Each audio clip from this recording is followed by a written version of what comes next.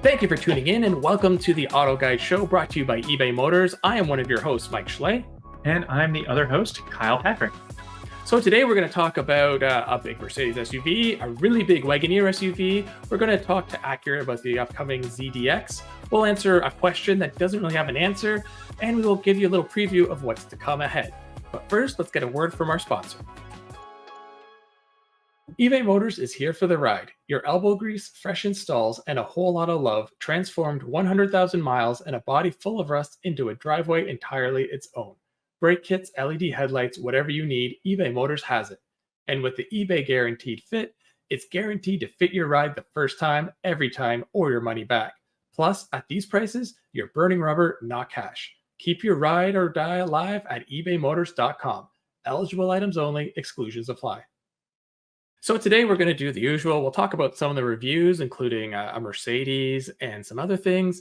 We are going to go through the highlight of the news for the last week. We'll have Acura USA here to talk about the upcoming ZDX. We'll answer a question that might have a tricky answer, and then we'll give you a little preview of what's coming up next. So to start, let's go with what we did over the past week. All right. Well, Mike, I think that's you to start. Yeah, so Monday we put out the Mercedes AMG EQE SUV. This I had for 2 weeks, which is a bit longer than normal. I had it over the Christmas holidays, and then Kyle, you had it for a couple days. Mm-hmm. It's a very interesting vehicle. I think a lot of people were expecting it to be this crazy, Tesla Plaid Model X competitor. But I think what it is more so what a buyer will want. I mean, it does 0 to 60 in, maybe 3.2 seconds, which doesn't touch, say, a Rivian or a Tesla. But people need to understand that sort of acceleration and force to someone who's not used to being in cars. It's like pretty violent. I took a lot of family and friends out and not even doing the full race start, just pressing down on the accelerator at low speeds. It would disorientate them. Some of them even felt nauseous. So, I mean, like that extra second, does it matter? Like when you can't even use what you got? Did you have a chance to really hammer it? So I was not able to do race start because the car actually wouldn't let me. It kept giving me a message that it just wasn't available. I'm wondering if maybe it's because I was driving it at a lower charge. But yeah, I did do what you just mentioned, and it's more than quick enough. And I want to say it feels at least as quick as any gas AMG, right? Because it's all instant access. So I don't need a 2-point-something 0 to 60. I think I'm pretty okay. And I think the most shocking thing for me is I'm not personally a fan of how this thing looks. But when I saw a family member over the holidays, they were literally jaw-drop excited about seeing this in person. They said it looked amazing. So that was an interesting experience for me, and really a nice thing to remind us that sometimes we're a little too involved in the industry and we don't get regular people's opinions on what vehicles are as often as maybe we should. And so, yeah, I think it was an interesting vehicle, but not the sort that I was expecting when I got into it. Yeah, I also had a family friend who went crazy about what it looked like. And I agree. I don't think it's all that great looking. I love the wheels, but on the whole package, I'm not so sure. Just with the race start, yeah, there's many conditions that have to be met. Not that I ever tried it because it could only be used on a closed course, but you need a certain amount of charge. You have to press the brake pedal hard enough. You have to have the battery warmed up, be in the right mode. So there's a lot. But when you do engage race start, leading to the point of what I think an electric AMG really is it's the showman. It really is flashy and just tries to like dazzle the driver, passengers, even people outside. If you do race start, it starts shaking back and forth like you're getting ready to launch a rocket, and it makes this huge spaceship noise. And then when you let go of the brake, of course, it fires off. But if you have the AMG sounds on inside, it actually audibly lets out a huge sound outside of a spaceship taking off. So everyone around you will look and be like, what is that? And then the lights, like you turn the car off at night, and about 20 feet in front of the car, there's a Mercedes logo and an AMG logo lit up on the ground. It does like a dance too when you turn it on and off. Like there's just a lot of things to hopefully let owners know, you spend a lot of money on this because it's different. Handling wise, it's a big heavy vehicle, so it's not there. And the beauty of AMGs before was that sound, especially from the V8. So they tried to make some synthetic noises, and I'm not really a fan of all of them, and some of them are too loud, but it is what it is. Mm-hmm. Mm-hmm. All right, so moving on. This was you. Yeah, so I guess I'll do a 1-2 here, where I had a car for review and then also went and checked out a upcoming car, which I'll be driving in the near future, let's just say. So I went and took a look at the 2024 Genesis G70. And the big news here, I mean, this is a sports sedan that's been around for a while. We really enjoy it. And with the Kia Stinger, which is related to this, sort of passing on for 2024, the G70 benefits because it gets a new base engine. So we're looking at a 2.5 liter Turbo 4 now, which is in every other Genesis model.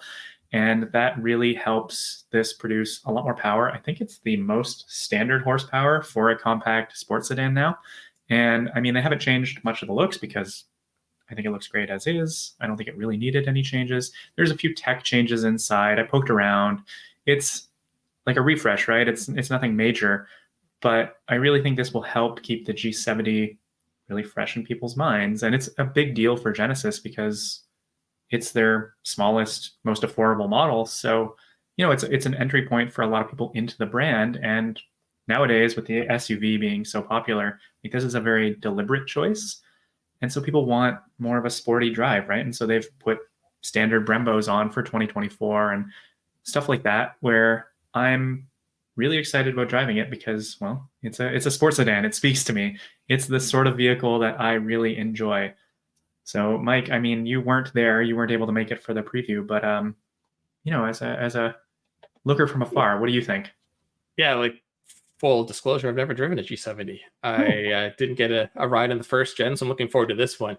The thing that strikes me as kind of crazy is I remember when BMW first started putting in the turbo 6 cylinders that made 300 horsepower in the 3 Series, how that was crazy. And now here we are with that class starting at 300 horsepower. I mean, it's great, things have advanced, but it's just crazy how times have changed. It's true. Yeah. Yeah. And so I'll move on to the next thing, which it's funny, both of us had electric vehicles over the holidays. So I had the 2024 Volvo XC40 Recharge. And the interesting thing for this one was that it was the single motor. And that in itself is a little strange because Volvo actually did a really unusual move. And I don't think anyone's done this in years. They moved it from front drive to rear drive. And that makes this the first rear drive Volvo this century. Yeah, this century. 248 horsepower, you know, nothing crazy, but a lot more range than before. And on winter tires, I mean, it was plenty fine in what we had a pretty mild winter anyway, right? Over the holidays, there wasn't really a lot of snow, but I really, really enjoyed this car. I feel like the XC40 is still just such an ideal size for a place like Toronto. We drove all over Southern Ontario visiting family for the holidays. It was never a problem outside of the annoying infotainment, which I'm not a big fan of. Range was good, and it's just comfortable. It's just a really smart little package. I will say at the end of it, though, I'm a little worried that the XC40 might be overshadowed this year with Volvo's new entry-level EX30. So that's a smaller EV that has been built from the ground up as an EV. And so while it's barely smaller, it has more or less the same space inside. It has really good range and power figures. And the big kicker is the really affordable price tag. That thing will start in the mid 30s in the US, whereas this you're looking at, you know, 20 grand more. Yeah. It's the beauty of electric vehicles, being able to put sort of the drive wheels wherever you want. I think way in the future when batteries and motors are just kind of sitting around, people will be doing that with a lot of old cars. They'll be making all-wheel drive Mustangs and things like that. But for the time being, I mean, the only other one that's kind of doing something similar, I guess, is Chevy is going to do that with the Blazer, where they're allegedly there's going to be a front wheel, a rear wheel, and an all-wheel. And I think that could be the first vehicle to come with all three possibilities at the same time. I drove this very briefly when we did a little trade at the end, and I was surprised. Yeah, it's quick enough. It's very easy to drive. It's very nimble, mainly because of its size. And I think we're so used to EVs being so heavy. Like this is still heavy for its size, but it's not terrible. Mhm.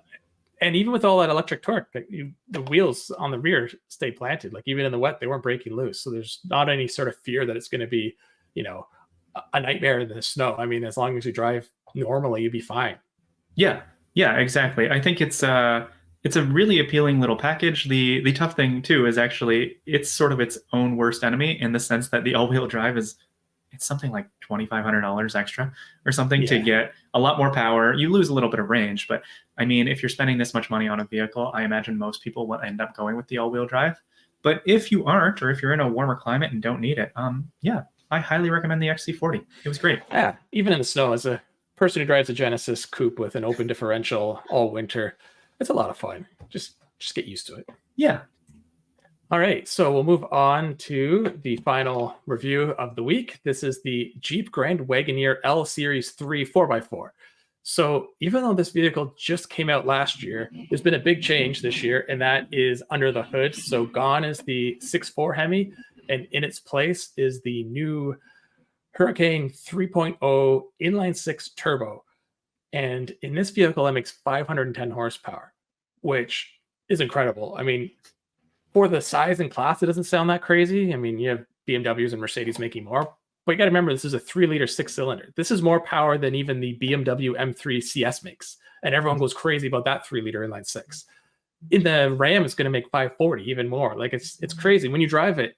It sounds okay. I mean, you definitely miss the old Hemi V8 noise, but it doesn't sound terrible, and the power is always there. This thing weighs almost 7,000 pounds from what I remember. I think it was 6,700 pounds, and it still takes off like with authority. It's on adjustable suspension, but it still kind of sits up and goes. And even on the highway, you can get up to speed. Now, I never had it fully loaded with 7 or 8 people, but even when you had 5 in there, it doesn't feel it because you're not really changing that much of the weight. Mhm. This specific one, being the Series 3, had every sort of option. So although it's a 6-figure vehicle, it's designed to compete against Escalades and Navigators, and it fully does. I mean, towing, luxury, power, it's all there. It actually beats the other two with towing as well. There's a couple things that it doesn't do as good, but this had the entertainment package, which meant each middle row passenger had their own entertainment screen, and there's one built into the dash for the passenger, and all of them use Fire TV, and they could all be hooked up to a different streaming service or whatever you want through the onboard Wi-Fi or through a tethered phone. And then there's 2 more screens in the middle console, and then 1 more screen in the middle console for the back passengers. And I have the digital screen in front. So in total, there's 7 screens, which is crazy.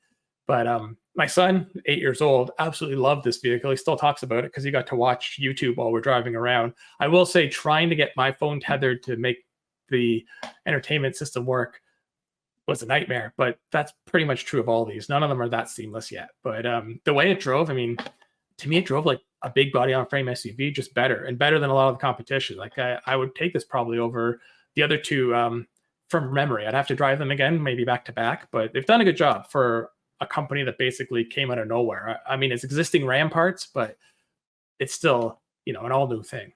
Mm-hmm. Yeah, and I mean that makes sense. That you talk about how smooth and satisfying it is as a big body on frame, and I mean the Ram 1500 is still like the nicest riding full size pickup out there. So they had really good bones to work from. So yeah, I mentioned that in the article because I drove the 1500 Limited, which is basically the pickup equivalent of this. It was 6 figures, over 3,000 miles this summer, and I was blown away at how nice it was for that. I was expecting it to be a little rougher, but you're right. It is the nicest riding vehicle of that class for sure.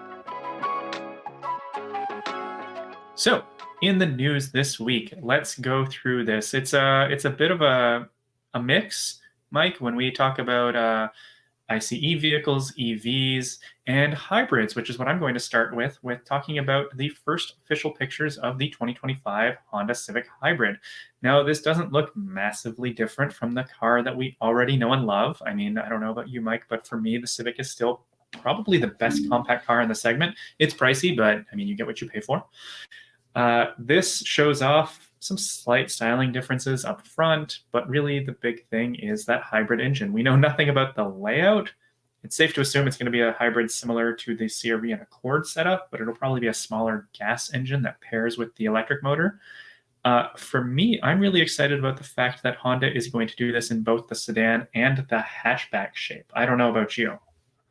Yeah, so as far as what the hybrid's going to be, I mean, there's a European Civic hybrid already, so I don't know how close it'll be related to that, or like you said, to this. I can't imagine they use the CR-V and the Accord's hybrid, because that would be making more power than the SI, so that wouldn't really make sense positioning wise. So I would assume they'll use the same motor components and battery components from there, and probably pair it to the 2-liter that comes as the standard engine. Or maybe they still have some 1.5 liters kicking around from the old HRV days, but I doubt it. But I'm looking forward to it. The CR-V is such a good little SUV, but I wasn't overly impressed with the hybrid performance. So I'm curious what it'll be like in this. Naturally, you'll have the Corolla hybrid. We'll want to compare it to once it comes out, but I'm still looking forward to it because, as you said, this is easily one of the best cars in the segment. Yeah, and I mean, it will be unique in having a hybrid with a hatchback, because that's not really an option right now in the segment. So yeah, I'm very curious. I'm going to see how the engine lineup changes with the addition of the 2025. And I mean, it's a smart move too, because Honda just announced that Accord and CR-V both were the best-selling hybrids in their segments because of this switch to making hybrid their higher trims exclusively. So yeah, we'll see what it does for Civic. Yep. So moving on. Oh, that didn't work. So moving on to the next news. Sad. More V8s are dying. So it was announced that officially the Durango SRT is having a V8 last call, which is different than last year's Challenger Charger last calls. There's going to be the special edition, which is in that picture, which gets basically just visual upgrades, but it's to make it unique.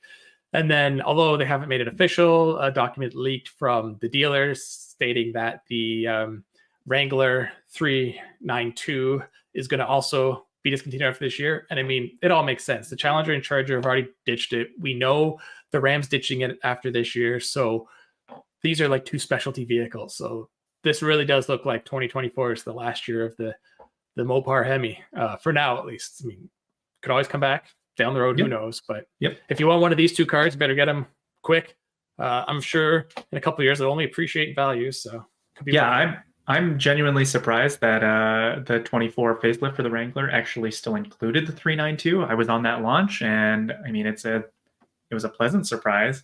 I know that it's very expensive and kind of silly, but oh my god, it sounds so good. So silly is a good word. I was going to say, is there a more ridiculous car on sale today than the Wrangler 392? I mean, you got this hardcore off-roader, you got like a muscle car engine, and the top comes off. Like, it's just take everything of every car and jam into one.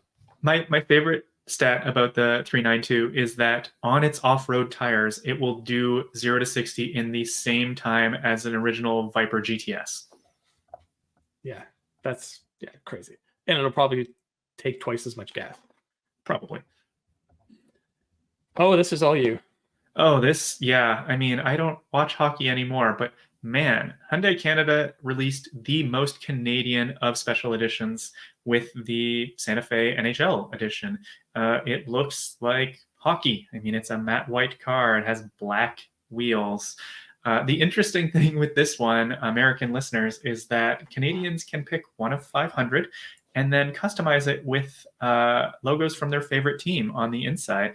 And not just Canadian teams, any NHL team.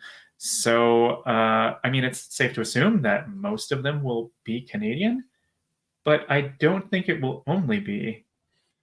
Yeah, I would say probably if you just go by population in Canada. So the Maple Leafs will have the most, and the Canadians and the Canucks will be very close second, kind of tied. And then, the Oilers and the Flames, and probably be a handful of Senators and Jets. But I'm really curious if like someone for whatever reason makes a Florida Panther one or a Arizona Coyotes.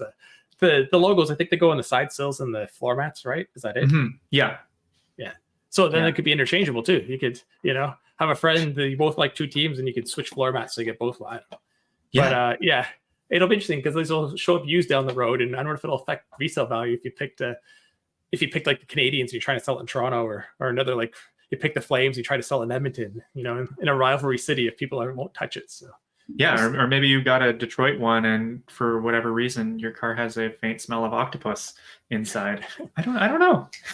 There will be a lot of Red Wings because there's a lot of Canadians who love the Red Wings, and like the Kings and the Rangers, a lot of the original teams, Blackhawks, but we'll see. Yeah. So next, we'll go back to the world of EVs. So Ram introduced their first EV, and in a bit of a surprise, it wasn't the pickup truck they've been touting. This wasn't a surprise in the sense everyone knew it was coming, but I was surprised how quickly it just kind of appeared. So their cargo van is going to come as an EV, and you can actually configure it in different sizes and shapes. It's not a high range EV. It's well under 200 miles of total range, but it's not meant for that. It's meant for the vans that go from, say, an Amazon or a postal depot and are just delivering within the city, and they may be only doing 100 miles all day because they're just go stop, and then you go back home at the end of the night and plug it into the main hub. So it makes total sense. It's going to fight against I think is it the E-Transit or the Transit E? I can't remember how Ford calls it. E-Transit. So yeah, it's obviously a competitor against that. And then there's the bigger sort of one-off vans that are also being made electric. GM has those Bright Drop? Bright Drop, yeah. So Bright Drop they're bigger, but they're also going to make a smaller one. So they're all going to compete. It's a segment that just makes sense because these vehicles idle so much and they don't drive far. So it's like perfect for EV.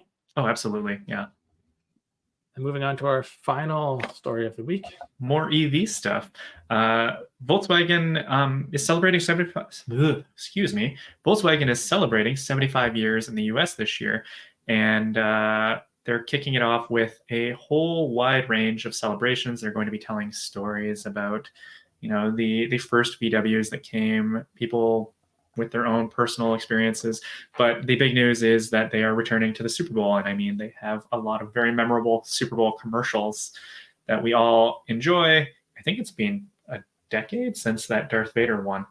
So I'm looking forward to this. I assume the Buzz is going to be the star for this because the Buzz is going to be the Buzz. The Buzz is going to be easily one of the biggest launches this year, right? I mean, it's just going to be a money printing machine for VW as far as I'm concerned. I know, Mike, you put it on your list of most anticipated vehicles, and so did I, but I let you take the lead on that. So explain. Yeah, I mean, it's probably my most anticipated vehicle as a dad, dog owner, homeowner. It's just, if I'm going to do EV, it's got sliding doors. It's got looks that clearly look like nothing else on the road except for the original bus. And it's just going to be cool. It's polarizing. I know people who would be embarrassed to be in it because it's so flashy, but I mean, I don't care. Like, that's part of the appeal to me. I can't wait to bring it home. And I know people with smaller children, this is going to be a huge deal because it's just cheery and looks so cool. And since they brought it back, and that picture had me thinking, it'd be really cool if they brought back the Beetle again. Not like they did the last new Beetle, but a Beetle-shaped vehicle that's really aerodynamic with a little electric motor, and you can even make it rear-wheel drive like the original. It wouldn't be hard to do. It's just if there's enough of a market, but it's like the bones are all there, right? Like the ID4 is rear engine, rear drive. Sorry. So like, and two-wheel. Yeah, you just put a new body on the ID4 that looks like a Beetle, and print some more money. Yeah. Okay, well, that's it for the news. We're gonna have another word from our sponsor, and then we will be back with Jonathon Rivers from Acura to talk about the ZDX. eBay Motors is here for the ride. Do you remember your first car? I sure do. I was fresh out of university and I wanted nothing more than a car. So I went to some dealers with two things in mind. I wanted a two-door coupe and I wanted a manual transmission. After looking around, I finally ended up with a 2003 Oldsmobile Alero coupe with a 5-speed manual and a 4-cylinder engine. A lot of people didn't understand why I bought that car, but I loved it. I would take it everywhere. I also wanted to modify it. I put a lot of parts on that didn't work. I put on some wheels and they ended up ripping apart my rear brakes and I had to get rid of them. My intake, my exhaust, my suspension, and some interior bits were all custom made. It would have helped so much if there was some sort of way that I could get guaranteed parts for my car back then. Another thing I loved to do with the car was I would take it drag racing. I would do low 15 seconds and thought I was so fast, which I wasn't. But you know what? I was having a blast and I was getting to run the car harder than I was allowed to on the street. I also went to a lot of charity car shows, road trips, and weeks up at the cottage. I had the car for almost 2 years until one day it was written off in a snowstorm in Detroit by a mail truck. It was a sad day, and I really miss that car. One day, maybe I'll get another Alero, but for now, I'll just have good memories of this car and how much fun I had with it. With over 122 million parts for your number one ride or die, you can make sure your ride stays running smoothly. Brake kits, LED headlights, roof rack, bumpers, whatever your baby needs, eBay Motors has it. And with the eBay Guaranteed Fit, it's guaranteed to fit your ride the first time, every time, or your money back. Plus, at these prices, you're burning rubber, not cash. Keep your ride or die alive at ebaymotors.com. Eligible items only, exclusions apply. Welcome back. We are now going to talk to Jonathon Rivers, the manager of product planning at Acura. Hello, everyone. How's it going? Good, good. So we brought you on because we want to talk about the most anticipated vehicle in quite some time, I think, from Acura, the ZDX. So we have a couple questions. Hopefully you can give us some answers. So I'll kick it off and then we'll let Kyle go. So this is obviously Acura's first all-electric vehicle. You have hybrid vehicles, but how do you think you're going to get customers to adopt the all-EV lifestyle that currently has, say, a gasoline-powered Acura? Yeah, that's a great question. We're lucky because we've already, started reservations for ZDX. So at some level, we have a pretty good understanding of the demand and kind of the reaction to the vehicle. So, many customers have actually reserved their vehicle already. And we believe that there's actually some pent up demand for EVs from Acura. And ZDX is really just going to be a great foundation for the launch of our first all electric vehicle. In addition, I think, there's, we're offering a really robust charging solutions because, I think one of the biggest things that, non-EV buyers are worried about is how do I charge? Where do I get the charging equipment? So we're providing those charging solutions as bundles when they purchase the ZDX. So that'll include things like a portable cord set type of bundle, the home charging 240 volt installation in their house. We also set up the professional installation. And then we also will have EVgo public charging credits. But really, actually, no matter which of those three options the customer chooses, everyone at some level comes with public charging credits because we know that's critical. So we've kind of really thought about those charging solutions, what's going to be the best route for them. And like I said, that comes included in the price of the ZDX when they purchase. All right, that sounds good. I need one of those home chargers myself, but it's going to be a little bit of an electrical nightmare getting my house up to code. So sometime soon. It's really good to hear that too, because I feel like that's one of the main questions that I always get from people who are hesitant to make the EV jump, right? Is like, well, how do I install a home charger? So if Acura is already addressing that as part of a package with ZDX, then you're making it that much easier for them to understand it. Yeah, we actually have, it's called a, Acura Home Electric website or platform that the users can go to. They can get connected with what we're calling energy advisors that can explain all those things to them, and then connected to a professional installer in the area. So yeah, it's a great service that we're offering. That's excellent. That's really good to hear. Thanks, John. So I'm going to ask the next question, and I mean it's no secret that the ZDX is on a partnership platform.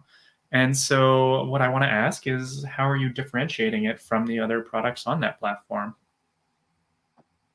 That's another great question. So yeah, like you said, it's no secret, that we worked, we did co-development with GM, but that's exactly what it is. It's a complete co-development. There's no badge engineering done here. From the onset, Honda and Acura actually assigned key engineers to the development of ZDX, and many of them actually moved to Michigan. And whether that was from Ohio or even Japan, right? So they actually moved their families, their lives to go work hand in hand with the engineering team at General Motors. And that really, what that did is that allowed them to have a lot of control as to what the styling of the vehicle was going to look like, and to ensure that it looks, feels, and most importantly drives like an Acura. And also, I might add too that the styling, we've talked about this publicly, is that the actual styling was executed by our Acura design team. our design studio right in Los Angeles. And again, if you look at the car, it's very unique, but yet it fits in the Acura design language. And again, the tuning specifications and features are really what's going to make the ZDX unique from the other products on that platform.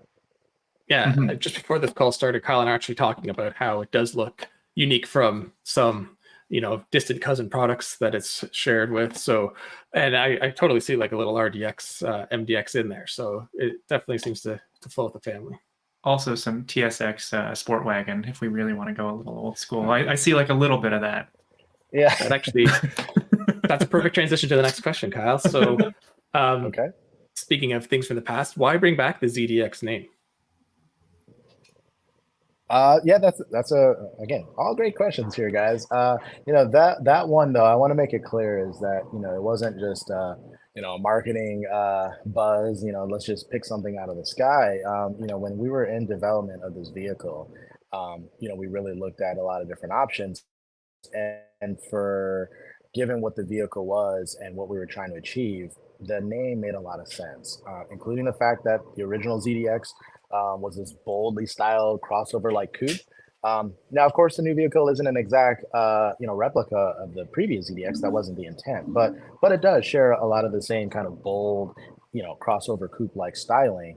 And then also, and this may be not so well known, is as we knew this was going to be a battery electric vehicle, we really wanted to play up the Z and the ZDX, meaning zero emissions, right? So for us, it really did kind of serve dual purpose, and that helped to set the concept for this new ZDX.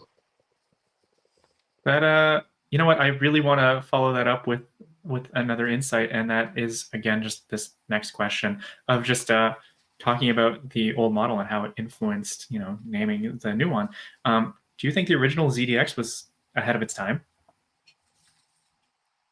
Absolutely, and in fact, maybe too far ahead of its time. But I will say that original ZDX essentially established, what is now this common crossover coupe segment. I mean, there were very few other players in the market at the time, and now just about every brand has a version of it, and some brands have multiple sizes of the same, concept. So, I think that it launched ahead, which could have been deemed polarizing for some, but it's interesting to see that it really set the stage for this new segment. Yeah, I agree. I remember when it came out. I think the X6 was the only other vehicle at the time that had that sort of styling, and everyone was not sure about it. But like you said, I think it was too early, because if you brought it out now, it'd probably sell like crazy because everyone is doing it. But it's hard being the first sometimes with things. So I fully get it. So with the new ZDX, what competitors do you feel you're targeting? Like, who's your main competition? Oh, do we lose him? Oh, he's back. Oh, still here. Okay. Yeah. Yeah. So as far as the competition, it's amazing to think that just even 3 to 5 years ago, half of the cars I'm going to name didn't even exist. So so this is a burgeoning segment that continues to grow. There's always going to be new competitors coming in. But yeah, it's going to go up against some really strong competition, and several of them are premium EV SUVs. So of course, we're not going to admit Tesla, right? So the Model Y is going to be a good competitor. Something like maybe the Genesis G V70 EV, the Audi e-tron. So products like that, right? Similar, 5-passenger, 2-row, mid-size crossovers with, roughly 300 miles of range, and roughly a really good driving performance. I think that's kind of the heart of this premium segment, and that's what we're going to be targeting. All right. Well, yeah, like you said, there's a lot showing up in a really quick succession here. So it's good to see that Acura is going for the heartland to start off. I think that's a smart move, and yeah. I'm going to ask a slightly similar question as a follow-up to that. And I mean, with the ZDX Type S in particular, would you really refer to that as kind of the new flagship model for Acura with the NSX now discontinued? Oh yeah, that's a good question. So essentially, when We launched the MDX, right, as a new full redesign, 2022 model year, and the MDX Type S, our first Type S SUV. We cemented MDX, its role in the lineup as the flagship for Acura, and that is going to remain true even after the launch of ZDX Type S. And you probably heard in the news recently that we've got some pretty good, exciting updates coming to the MDX. We can't talk about that just yet, but yeah, we're still positioning the MDX as the true flagship. So since we're on Type S, you have many Type S in the fleet. Do you have a favorite, or is that just too hard to pick? Oh, yeah. If I, again, like I said, I was lucky. I've worked in product planning for quite some time. And, during my time, I was working on the sedan lineup. So I was the planner for both the TLX Type S and the Integra Type S. And like I said, I personally own an Integra Type S. So, that's definitely one of my favorites. But they're all unique. And it's just great to see so many versions of Type S, back in the lineup. And now we're going to have our first electric Type S in the lineup. So I like the idea that there's something for everybody. And we hope that, people will consider, moving into that premium performance. That was a very safe answer, Jonathan. You don't want to pick a favorite kid, right? Like, yeah, it's gotta treat them all equal. But no, like I said, I went ahead and like I said, Integra Type S was really special for me working on that, and then like I said, went and purchased my own. So I mean, that's we fair. don't have to be as diplomatic. Kyle, I know, has his favorite Type S for sure. Yeah, I mean, it's which the is Integra. The Integra was my car of the year last year, as far as I'm concerned. We'll see how our actual car of the year plays out, but yeah, that was my top pick. Yeah, I mean, if I lived in California, yeah, Integra for sure. But being in Toronto with our unpredictable weather, I think the TLX is so underrated, and with the all-wheel drive and put on some winter tires, it'd be my perfect all-year car. Gotta love that shot and torque vectoring. It plays wonders in the winter as well. Yeah, I put it in sport mode, and you could get the car sideways if you wanted. Not that you're supposed to do that, but yeah. All right. Well, that's all the questions we have. So thanks a lot for joining us. You actually gave us some really good insight into the upcoming launch of the vehicle. We look forward to getting to test it ourselves down the road. Yeah.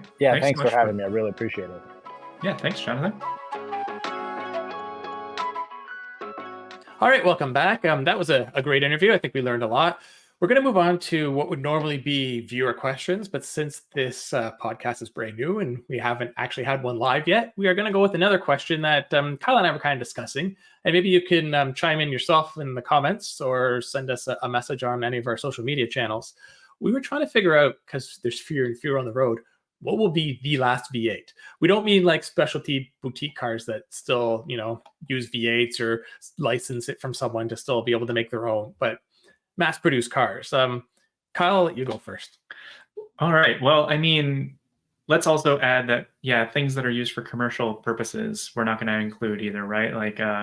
Like maybe Ford will keep a 5-liter F-150 around for the end of time because fleets buy them.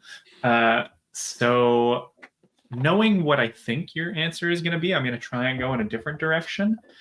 And I say, it's still going to be a truck. It's going to be a truck because it kind of has to be, right? Like there's reasons. It's very easy to justify getting rid of V8s in cars these days. I guess maybe it could be an SUV. It could be something like nope, I was going to say the Navigator, and it's already not using a V8. Yeah. So I think we're stuck with the same. I mean, I get even more specific.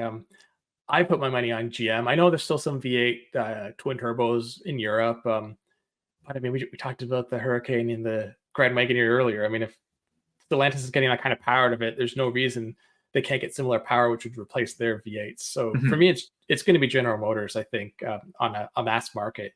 And of course, we're also talking gas only, not diesel here. But they're the only one of the big three that haven't changed their trucks to some sort of Turbo 6 yet as the standard engine. They're still offering a range of V8s. And I honestly think it's because of the Corvette. The Camaro's dying. I know the Corvette went mid-engine, and to a lot of people that was like, oh, I can't believe it. But I just can't imagine there ever being a Corvette without a V8 of some kind. I know there's the E-Ray that's hybrid, and then there might be a fully electric down the road, but I still think there'll always be a V8 in it, unless we get to the year when gas doesn't exist. But I think it'll be the one that holds out the longest. But to be able to rationalize the cost, as you said, the trucks I think still need to use it, because making one V8 for one car that admittedly sells a lot for a sports car, still I don't think it would be there. So yeah, I think they'll keep phasing out over the next 10 years, and that Corvette will hang on as long as it can before it's sort of the last. I don't think it'll be a case of it downsizing to a Turbo 6 or anything. I think it'll be V8, V8, and then EV. That's you know what, now that you just jogged my memory there, where the Mustang is probably pretty high up for me for similar reasons, where Ford really hammers home the point that a GT is a V8. But I can't imagine that being the case for the next generation, where it won't have some level of hybridization. So the last pure V8, yeah, I'm gonna stick with Corvette. Like what you said, it makes the most sense. Yeah, like the new Mustang. I mean, it's no secret, it's very much the last Mustang slightly modified. Well, not slightly, but modified, because they don't want to invest in a new platform, and it's probably because they're. I can't imagine the Mustang name going away. I mean, you have the Mach-E, so is that how it lives on and the car doesn't exist? But at the start, you talked about Ford's 5-liter, and that's sort of, they still have the business case because the F-150 and commercial trucks have that as an option for the sort of easy maintenance, so it can go in the car. But same thing, as soon as it leaves the trucks, it's not going to stick around just for the Mustang. So, yeah. So I think it'll be a battle between those two. I mean, it's America. Like we're going to hold on to our V8s as long as we can. Europe and over in Asia, they're pretty much off V8s. I'm trying to think, is there any, once Toyota finishes with the Tundra V8? The Lexus V8. That's that'll stick around for. I hope forever, because the LC. But yeah, but yeah, I think those days are numbered too. Yeah, I think. I think. Okay, so we're settled. US V8. I mean, it makes sense. Yeah. Probably an LS of some kind, or an LP now. Sorry, I forgot to change the update. Yeah. All right. So like I said, if you ever have questions, let us know, because we will gladly answer them as long as we can, or they're, good enough to have on air.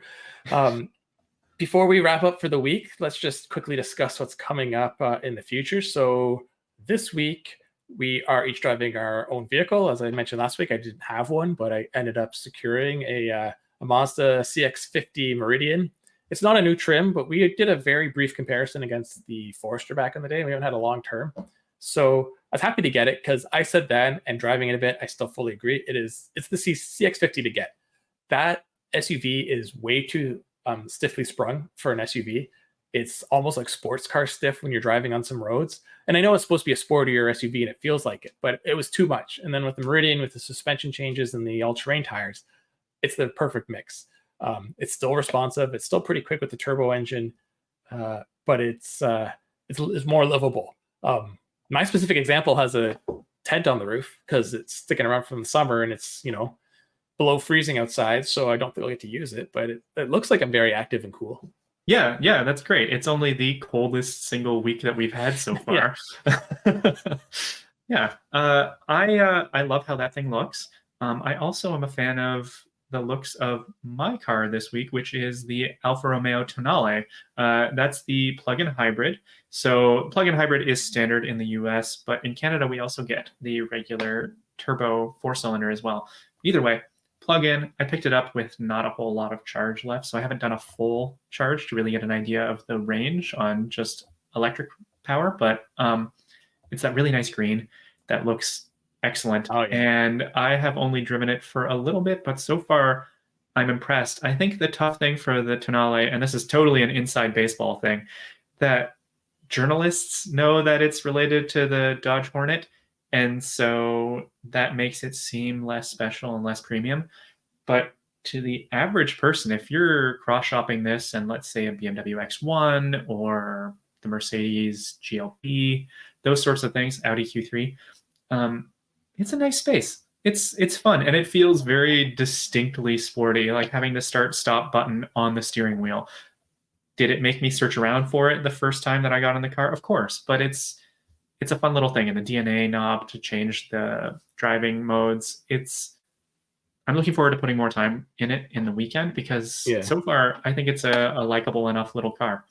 Yeah, I was on the launch, and I agree. It's not gonna like reconfigure the landscape for sporty little SUVs, but it is definitely more performance driven than say pure comfort and space. And I think, and it looks great, like you said. So for the family that's looking for something premium that looks good and is a little bit of fun for their, you know, the two people or a couple little kids, it works. Yeah. So next week, I can't remember what you're driving, but I know I'm back in a giant SUV. It seems to be happening a lot. I'm in the GLS 580 from Mercedes. So that's not quite the top dog in the line, but I'm looking forward to it because, as we said earlier, I was recently been in the Grand Wagoneer L, and they're not direct competitors. One's a truck-based, one's not. But price-wise and size-wise, they could be cross-shopped. And I know they have a different market, but it'd be interesting to see how they compare. So I'm looking forward to that. What are you driving? I'm driving something entirely practical. I'm driving a Jaguar F-Type. Oh, Yep. Convertible. I'm pretty sure it's a convertible. Yeah. So a You better drive that 575. top down. Yeah, I will, unless it's actively snowing. I'll do it. But a 575 horsepower convertible in January in Toronto. So I'm looking forward to really pushing that out. I had a lot of fun driving a convertible last month. So yeah. I'm excited. I won't get to drive it for 2 days, however, because I will be on a trip. I will be heading down to the States to test the wholly redesigned 2024 Lexus GX. Oh, I'm looking forward to hear about that because, redesign's an understatement. It's Yeah. very different. So, yeah, and good luck with your convertible. I'm sure you have, like 305 winter tires on there, so you'll be fine. It's actually supposed to snow a bit next week, but I think you'll be on your trip, so you might have to dig it out when you get home. Perfect. All right. Well, I think that wraps it up for this week. So thank you again for joining us. We really appreciate it. This has been the second episode of the AutoGuide Show brought to you by eBay Motors. And if you have any questions for us about our cars that we're going to be driving this week or anything at all, really, including our listener question, just shoot them off to the social media pointing that way. There we go. Yeah. Right there's there. Mine. Yeah. And for people who aren't watching the video, I guess. Kyle's. Yeah. Just At on Mike Twitter. Schley. Yeah, at Mike Sway on the artist formerly known as Twitter, and mine is at Kyle M. Patrick. And yeah, that's all I have to add, Mike. Yours is easy to say. Mine's so it's SCHLE for last name. And on Instagram, I am Mike_Schley. I'm not on there as much, but like I said, send us a message. Let us know how it's going. All right, see you later. So long. Thank you once again for listening and watching the AutoGuide Show, brought to you by eBay Motors. eBay Motors is here for the ride. Your elbow grease, fresh installs, and a whole lot of love transformed 100,000 miles and a body full of rust into a driveway entirely its own. Brake kits, LED headlights, whatever you need, eBay Motors has it. And with the eBay Guaranteed Fit, it's guaranteed to fit your ride the first time, every time, or your money back. Plus, at these prices, you're burning rubber, not cash. Keep your ride or die alive at ebaymotors.com. Eligible items only, exclusions apply.